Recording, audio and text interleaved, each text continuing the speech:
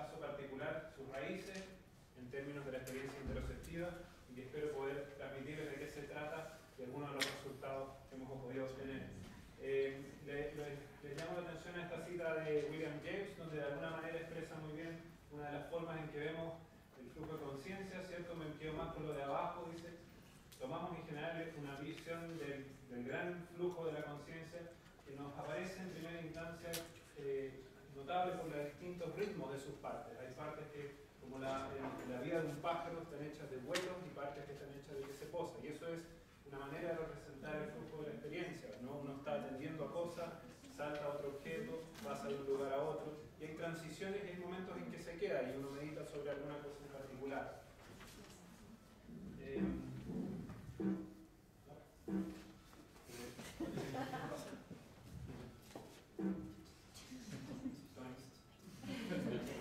Ahí sí.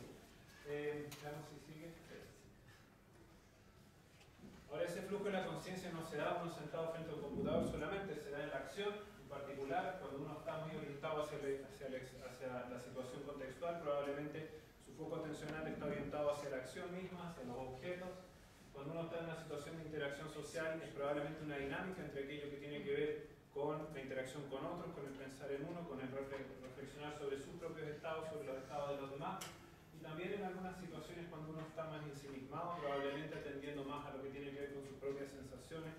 Y es ese último punto, no necesariamente desde un punto de vista negativo, pero sí en este sentido importante, de entender que de alguna manera nosotros nos interactuamos con el mundo a partir de al menos en tres grandes ejes. Y eso es una forma de lo cual estamos enfocados por ahora en el individuo. Dependemos de heteroceptores con los cuales podemos percibir el mundo, ¿cierto? Dependemos de propios sectores, que nos permiten entender qué posición tenemos nosotros en el cuerpo, y dependemos también de interoceptores, que nos permiten entender o tener una información del estado interno de nuestros cuerpos, desde la química hasta también cosas que tienen que ver como, por ejemplo, el estado de saciedad. La interocepción es efectivamente este último dominio, y es donde me voy a enfocar un poquito en esta presentación, que tiene un nombre que ha variado desde viscerocepción, interocepción, conestesis, etc., pero que tiene sus orígenes en los trabajos de Charles Sherrington y que de alguna manera ha tomado cierta relevancia en el último tiempo. ¿Por qué específicamente estudiar la interocepción? Y ese es el punto que quiero hacer. Es que se ha visto que hay una serie de relaciones con diferencias individuales asociadas a la interocepción. Hay una mejor memoria implícita de palabras emocionales, quienes tienen una mejor conciencia interoceptiva, toma de decisiones, desempeño en tareas de atención selectiva, una experiencia emocional también es variada, es diferente, hay una mejor regulación emocional, hay una mayor precisión en la reproducción de intervalos temporales, por ejemplo, en aspectos más asociados a la cognición y a la emoción. También en términos de psicopatología y otros tipos de situaciones. Altos niveles de conciencia interoceptiva coexisten con altos niveles de ansiedad también, por lo tanto hay diferencias individuales importantes. Hay reducciones de un potencial cerebral, que es una actividad cerebral asociada al latido cardíaco, que se ve en cierto tipo de patologías. La conciencia interoceptiva también está inversamente asociada a la lexitimia. No está muy clara la relación en el caso de los trastornos del espectro autista, pero se ha observado una discrepancia entre lo que la persona cree que siente versus lo que realmente es capaz de reportar. Y existen otro tipo de situaciones como en la depresión mayor, donde se ha visto alteradas, en sobrepeso y también en insomnio. Finalmente, en situaciones de interacción social, se ha visto que durante tareas de empatía hay una mayor representación del corazón en el cerebro. La inconsciencia interoceptiva también está aumentada en relación a la empatía en ciertas regiones del cerebro en particular. Y una mejor conciencia interoceptiva es menos susceptible a una ilusión, que es una ilusión en la que una persona se tiende a fusionar identitariamente con otro rostro a través de una estimulación sensorio-motriz. Es más sensible a las emociones de otro, en particular tristeza y alegría. E interesantemente, cuando uno está en este tipo de situaciones, cuando uno habla en público también siente su corazón más fuerte, y eso muchas veces tiene que ver con un cierto temor a que uno se enfrente a una situación complicada. En este contexto también hay algunos aspectos que son de corte más teórico, que son relevantes, que es, hay una serie de trabajos que de alguna manera hacen referencia consciente, sino la entendemos desde un punto de vista de su enraizamiento en el cuerpo. Y la interocepción es uno de los aspectos fundamentales para que tiene de alguna manera el sistema de saber cuál es su propio estado interno y sobre el cual evaluar los otros aspectos del mundo. En eso hay avances teóricos.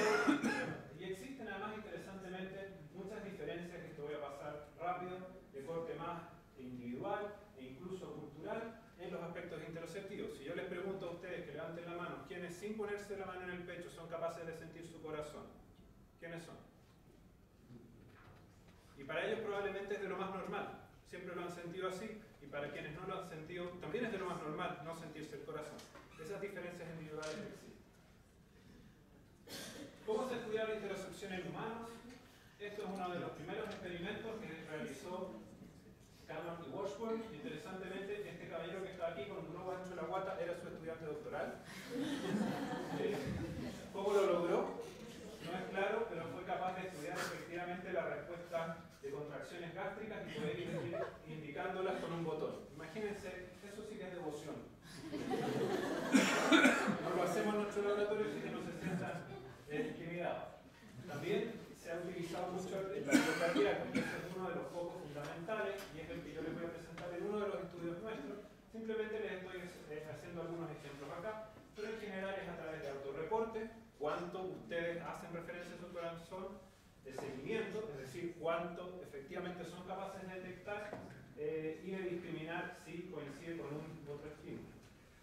También se ha visto que se puede determinar una relación entre la percepción del corazón y la capacidad de distinguir qué tan distendido está el estómago.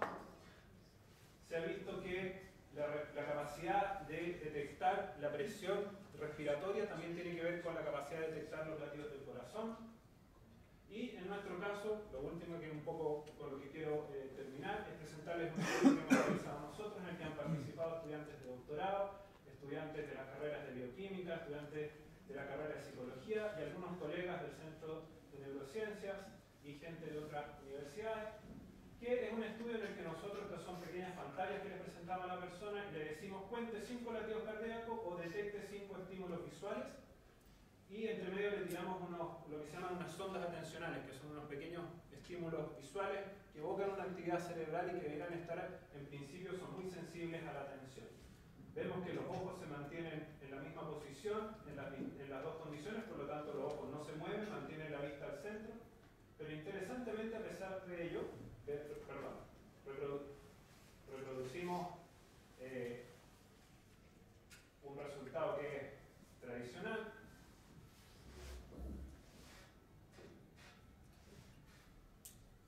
que es que el potencial evocado por el latido cardíaco se ve aumentado efectivamente cuando la persona está atendiendo al corazón versus cuando está atendiendo a lo visual. Esto es un resultado conocido. Pero lo que es interesante es que nosotros detectamos que esta actividad visual que está acá atrás, en el momento que la persona está atendiendo al corazón, se ve reducida. Aquí no se ve bien, pero aquí se ve bien. Y aquí también. Este es un potencial, quiere decir que es una onda que está producida por este disparo de esta imagen visual que se ve atenuada. Es como en el momento que la persona atiende su corazón, visualmente se produce una reducción de sus recursos atencionales.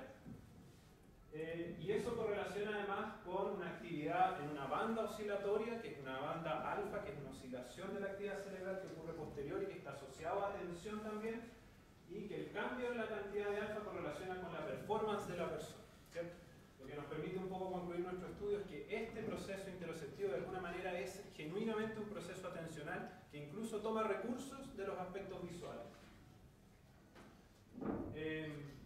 Finalmente, para terminar, mencionarles que en última instancia la interocepción ha empezado a tomar un rol importante en las ciencias cognitivas en términos de entenderse como un proceso que enraiza gran parte de las experiencias y por eso es relevante para nosotros estudiarlo. Quienes de alguna manera, de alguna forma siempre terminan contribuyendo son los equipos, porque si no, no se pueden hacer estas cosas.